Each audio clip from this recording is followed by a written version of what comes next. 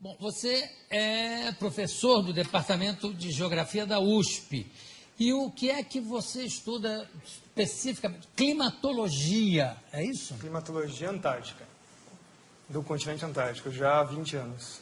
É só do continente antártico? É a minha especialidade, mas o resto também. Sim, não tem como separar. Claro. E você esteve na Antártida algumas vezes? 2 vezes já. O que você acha das teorias de que o aquecimento global está derretendo o gelo do continente? Começa que já nem é uma teoria, é só uma hipótese. Então ela não carece de prova científica. Então é isso que é o pior. Não carece de não tem prova científica do aquecimento global. São 26 anos, na verdade são 3.000 anos que essa história já existe. Nossos pesquisadores da equipe da Climagel já foram buscando essa informação. Já se discutiu isso nas ágoras das póleis gregas. Se cortasse árvore ia mudar o clima do planeta. Na Grécia Antiga já se discutiu? No Senado Romano se faria ou não os aquedutos porque ia mudar o clima. E por aí foi. Até hoje nós estamos com essa historinha, mesma coisa. O clima vai mudar, o homem mexe no planeta, não sei o quê, e não mexe nada. Mas é engraçado, tem relatos de uma civilização, não sei se é a Inca ou se é Azteca, aonde eles iam cortando florestas para usar essa madeira, inclusive para queimar essa madeira, como aquecimento, etc. E à medida, quando chegaram nas últimas árvores, que acabou a floresta, que a civilização também começou a cair, a entrar em decadência. Não tem nada a ver uma coisa com a outra. Você destruiu aqui, não tem uma consequência? Não pode ficar... Tem que tomar muito cuidado com isso, porque isso são ações locais e não são ações planetárias. Mas no local funciona. Mesmo assim, a alteração é muito pequenininha. Né? A cidade de São Paulo faz o seu microclima, por exemplo. Né? Assim não. E aí o clima global é outra coisa. Mas o discurso desse pessoal é que a cidade altera o clima do planeta. Portanto, a cidade tem que se adaptar à mudança do clima, que ela mesma fez. Mas espera aí, raciocínio circular, né? Agora, como é que... Quer dizer que o gelo não está derretendo lá? Não, o gelo derrete e congela de novo. Né? Tem os seus ciclos, né? Isso já é muito conhecido desde o final da Segunda Guerra Mundial. Primeiro que o próprio cenário de guerra era o cenário polar, né? A gente está acostumado a sempre ver o mundo no planisfério, acha que os Estados Unidos estão de um lado de cá, a Rússia está do outro lado, eles vão se matar por mísseis por cima do Atlântico, né? Não, eles vão se matar em cima do polo, né? Claro. Na verdade, eles estão pertinhos um do outro, né? Então, o conhecimento do gelo, já na época militar, já é muito difundido. Então, o próprio Ano Geofísico Internacional, 1957 até 58, estendido até 59, a primeira missão dos americanos foi atravessar o polo e, inclusive, colocar um submarino nuclear no polo. Embaixo da Isso, exatamente. Foi o submarino Nautilus, que conseguiu, em 57, atravessar o polo todo. E o submarino Skate, ele conseguiu furar o gelo, quer dizer, eles já sabiam exatamente aonde estão as políneas, que são as aberturas do gelo do Ártico, para poder colocar a arma de guerra lá. Então o clima e militarismo está sempre andando junto, né? Tudo está andando junto com o militarismo. Como é que é o negócio do nível do mar? Não está subindo ano? Não, o nível do mar continua no mesmo lugar. Tem essa história também. As calotas estão derretendo. Não. Primeiro que se fosse derreter alguma coisa, teria que ser a Antártida. Então, aí sim você teria uma elevação do nível considerável. Mas para derreter a Antártida, cá para nós, você tem que ter uma temperatura na Terra, assim, uns 20 ou 30 graus, muito mais elevado. Sim, mas a medição do nível do mar... Está subindo? Não, ele tem pequenas variações. Por exemplo, só o El Niño, que é um fenômeno completamente natural, varia o mar meio metro. E aí, os piores cenários do IPCC, que é o painel intergovernamental para a mudança do clima, né? O pior cenário deles é 50 centímetros. Em quanto tempo? Em 100 anos. Mas não tem uma medição feita pelo Capitão Cook? Tem. Tá, de quando é? Acho que é 1780, mais ou menos. E de lá para cá? No mesmo lugar. O nível do mar está no mesmo lugar. Então, que alívio que você me dá. Isso, nossa. Não, tem uma situação mais engraçada. que eu fui fechar minha conta num banco que se diz sustentável, essas coisas, eu odeio essa história, né? E, não, mas o senhor faz o quê? Eu sou professor de climatologia. O mundo vai acabar? É assim, as pessoas estão assim, apavoradas, o mundo vai acabar. Não, a Mariana estava preocupadíssima, inclusive ela tampa tudo que é espelho até hoje, Por causa do aquecimento com medo global. de ver o reflexo do aquecimento global. O aquecimento global virou o bode expiatório para todos os males da humanidade. Bom, falando em aquecimento, e a famosa, não é a calota polar, como é o efeito estufa? Esse é o pior de todos, né? Essa é uma física impossível. Ai, eu estou tão contente hoje. Quer dizer, o mundo terminar em 2012, nem pensar, né? De jeito nenhum. Tá. Então vamos para o efeito estufa. Como é que é? O efeito estufa é a maior falácia científica que existe na história, né? Primeiro que ele é baseado num conceito científico que não existe. A Terra tem essa temperatura porque ela tem atmosfera, recebe energia do Sol, tem uma interação com a atmosfera, e por lei dos gases, note, não é uma teoria, é a lei dos gases, pressão, temperatura, né, e volume. Então, por causa de ter uma atmosfera, nós temos essa temperatura. Eu adoro essa discussão assim que os aquecimentistas, que são os que trabalham para o lado do aquecimento global. Não, mas o maior exemplo de que o CO2 realmente acaba com o planeta Terra, acabaria com o planeta Terra, é Vênus. Aí eu falo, é? Tá, qual é a pressão atmosférica na superfície de Vênus? Não sei. São 90 vezes a pressão atmosférica da Terra. Portanto, a temperatura lá é de 400 graus na superfície, não é por causa do CO2, é por causa da pressão atmosférica da atmosfera de Vênus. E Vênus também tem o problema da camisa, né? Que deve ter uma certa influência. Agora, quer dizer que não há o efeito estufa? Não, essa física não existe. Então, o negócio do pum dos carneiros da Nova Zelândia, você já ouviu falar nisso? Já! Não é que é uma quantidade tão absurda de puns que vai causar o apocalipse, que vai estourar com a calota não, como é que chama? Com a famosa camada de ozônio. Que não existe, né? A camada de ozônio é uma coisa que não existe, né? Não existe? Não. Meu Deus, que alívio que eu estou hoje. Quer dizer que o carneiro pode dar pum à vontade. Eu sei que tem fazendeiros ensinando o carneiro a se segurar. Pode soltar. A história do ozônio é conhecida como, né, nos cientistas sérios, não esses aí que estão aí vendidos chapa branca, que a gente chama, né? Trabalham para governos, empresas, etc. E tal. Cientistas sérios, o próprio pai da coisa é o Dobson, que no Ano Geofísico Internacional se propôs a ir para a Antártica justamente para saber qual era a variação do ozônio na calota polar. Ele já sabia que o ozônio desaparecia completamente na Antártida.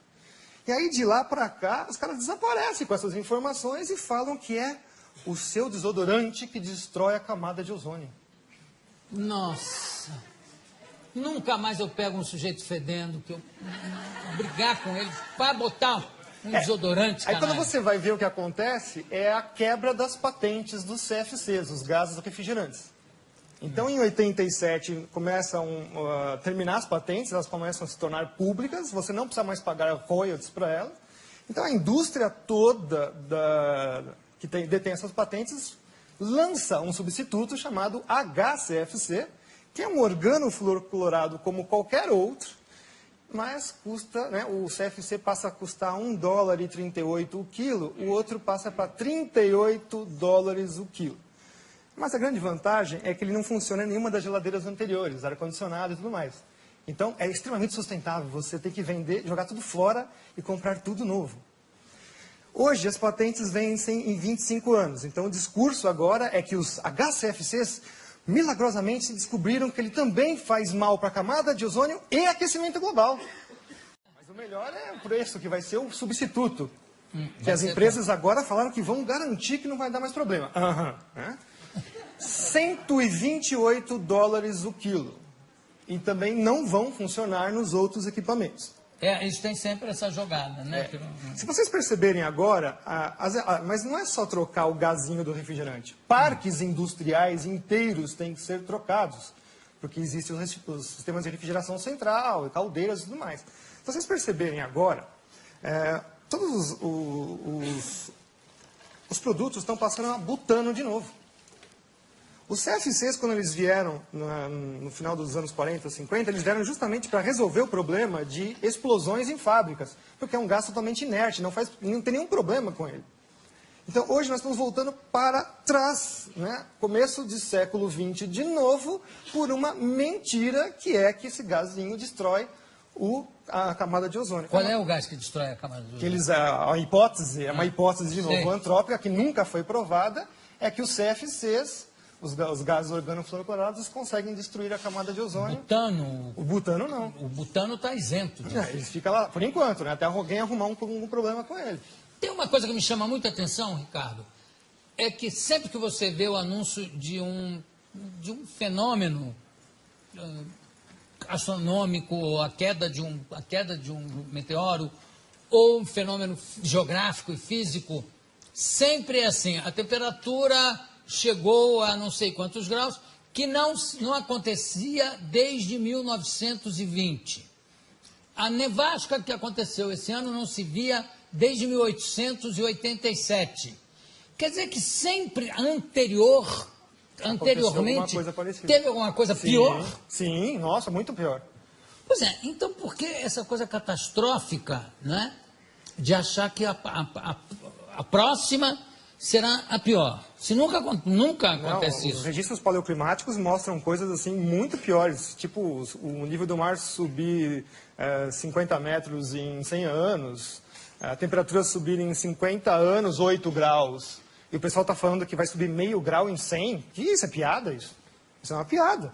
No caso da garoa, por exemplo, nós tivemos um trabalho científico feito agora em 2009, 2010, mostrando que nos últimos 3 anos ela voltou com a mesma intensidade dos anos 30, 40. Então, na verdade, também a garoa é um fenômeno cíclico.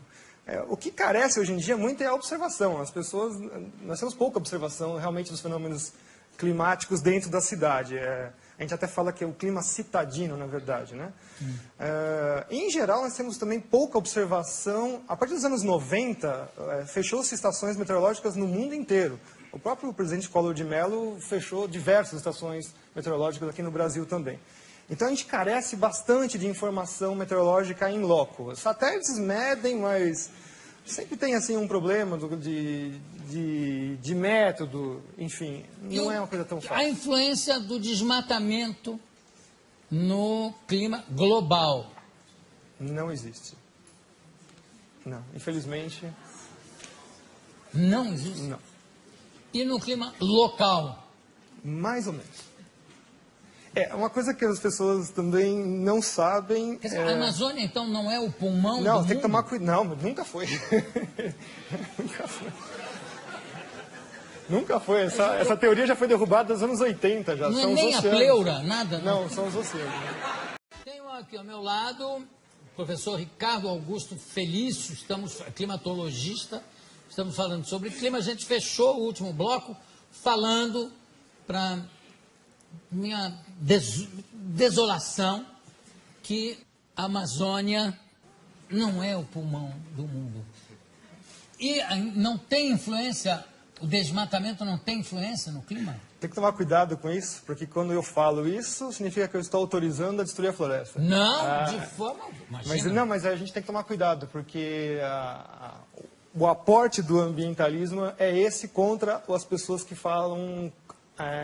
negam a hipótese do aquecimento global. Né? Então, você mistura tudo dentro de um saco de gatos.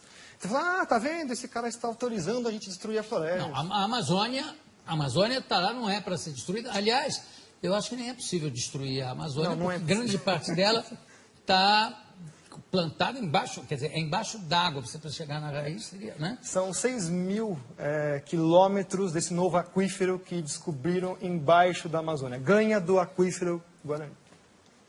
Recentemente descoberto. Eu não faço ideia do que seja 6 mil quilômetros. Deve ser importantíssimo. Absurdo. Vai ter 6 mil quilômetros. Haja aquífero aí. E o negócio da floresta, como é que é a floresta da chuva? Como é que é? Na verdade, assim, a gente tem que entender que quem manda no planeta são os oceanos. Aí, por acaso, existem continentes. São 3/4 da superfície do planeta com água. Então, a maior parte da troca de massa e energia com a atmosfera é feita com os oceanos. Então, de vez em quando, eles ficam com pena, coitadinho dos continentes, né? Aquela coisinha de nada, joga um pouquinho de água para eles. E se jogar um pouquinho de água para eles, já faz todos os desastres que a gente imagina. Bom, a principal entrada de água para os continentes vem na parte tropical, que são os ventos alísios. Todo mundo já ouviu falar, estudou na escola um monte de vezes isso daí. O próprio Kippen, que é uma das primeiras pessoas que estudou climatologia lá no século XVIII, XIX, né, começando esses estudos, ele falou assim, mas como é que eu vou estudar o clima, que a atmosfera é uma coisa que é invisível, altamente dinâmica e não dá para fazer nada? Bom, ele conseguiu verificar que a vegetação respondia ao clima. Então ele viu assim, olha, gozado, né? Nessa parte toda do planeta, salvo algumas exceções regionais, você tem florestas extremamente virtuosas, imensas, e é justamente onde chove bastante, onde você tem as principais células de trovoadas, né? Os relâmpagos fixam nitrogênio na chuva e, portanto, jogam isso na superfície. Então tem toda uma simbiose aí entre os fenômenos da atmosfera. Então as florestas, o nome técnico da floresta em inglês, por exemplo, eles chamam rainforest, né? Então, florestas de chuva. A floresta está lá porque chove, não chove porque tem floresta, vocês entenderam? Então, quer dizer que se você cortasse, vamos supor que você, né, vamos fazer assim um cenário hipotético, já que eles adoram fazer cenários, vamos fazer também. Vamos supor que você tira toda a Amazônia de lá, tira tudo lá. 20 anos depois, está tudo de novo nascendo. Tudo de novo nascendo.